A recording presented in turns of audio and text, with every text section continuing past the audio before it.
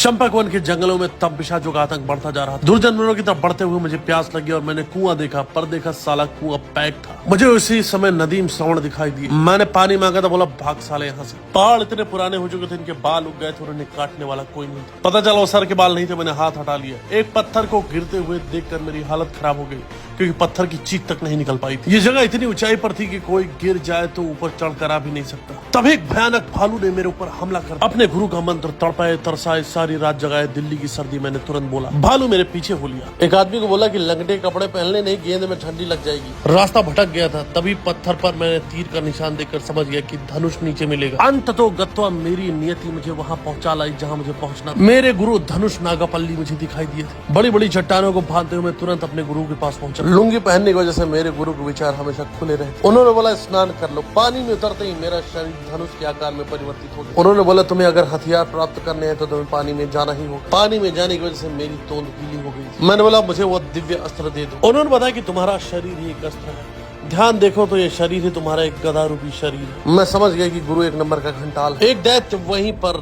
धरती को दबाकर पिचकाने की कोशिश कर रहा था। जैसे जैसे सूरज ढलता जाता है और अंधेरा होता है, मेरी बहादुरी धीरे धीरे कम होती जाती है और मैं वापस घर की तरफ निकल पड़ा। फोन करके घर पे बता दिया कि खिचड़ी बनवा दो, जिंदा रह कल फिर लड़ने जाए।